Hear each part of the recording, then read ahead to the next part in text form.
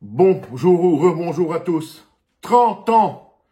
Cédric Jubilard, condamné à 30 ans de prison, sans aucune preuve, sans indice, sans corps, sans preuve que Delphine Jubilard est bel et bien morte. Un procès archivide.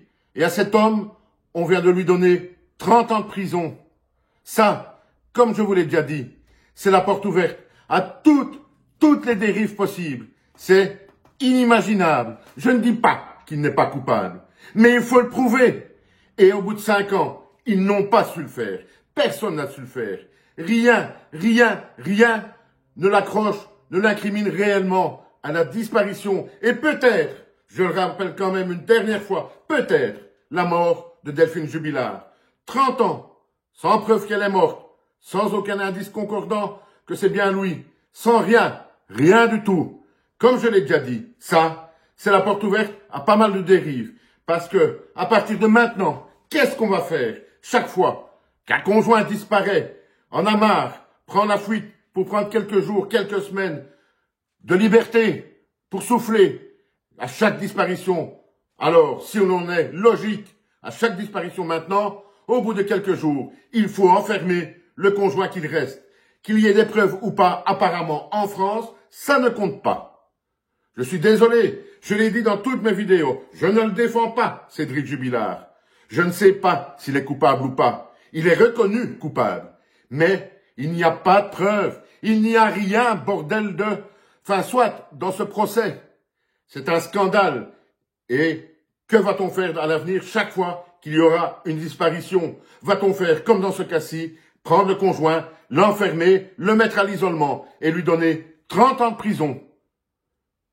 C'est incompréhensible, inimaginable et injustifié. Ce gars a été condamné, vient de se faire condamner à 30 ans de prison sur des racontages de village, sur des bablages ou parloles de comptoir, de café de village, de racontages à la sortie de l'église, sur des discussions de gens qui n'ont fait que de le juger par son faciès, par ce délit de sale gueule. Un procès qui ne ressemble, je suis désolé, à rien du tout, qui va faire plaisir aux rageux, à ceux qui disaient « Oh, on a déjà vu sa tête, oh, quel mauvais père, oh, que sais-je, que sais-je ». Mais bordel, ça n'en fait pas un meurtrier pour autant. Il fallait nous apporter des preuves. Ils n'ont pas su le faire. On condamne quelqu'un sans aucune preuve, même sans corps, même sans savoir si Delphine Jubilard est bel et bien décédée. Je vais terminer par 2 questions assez extraordinaires que personne ne se pose même. Que fait-on si un jour Delphine Jubilard réapparaît vivante? Ces histoires-là se sont déjà vues des dizaines de fois. Je rappelle encore le nom de cette personne aux États-Unis. J'ai oublié son nom, mais peu importe. Tue sa famille. Il disparaît pendant 18 ans. Tout le monde le pense mort. Et un beau jour, totalement au hasard, on le retrouve vivant.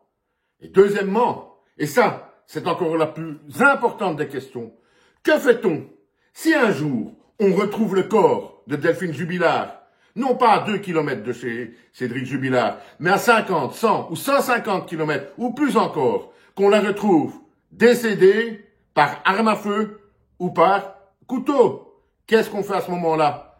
On dit à Cédric Jubilard, « Oh, désolé, tu viens de passer 15 ans en prison, on s'était trompé, on n'avait pas bien regardé. » C'est incroyable, mes amis. Je ne sais pas ce que vous en pensez. Dites-le moi en commentaire. Mais vous le voyez bien, ça me dépasse totalement cette décision.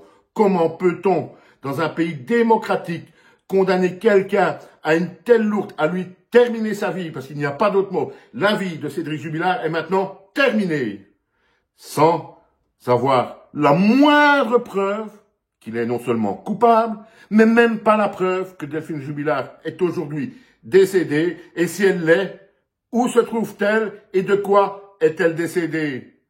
Je vais être con, mais je voudrais, pour tous ces rageux de merde qui ont sali ce gars depuis des années sur simplement un délit de sale gueule, je le voudrais, je le souhaite, qu'un jour, on retrouve Delphine Jubilard à 250 km de Cagnac. Allez, à bientôt, on va se calmer un petit peu et on en discute dans de prochaines vidéos.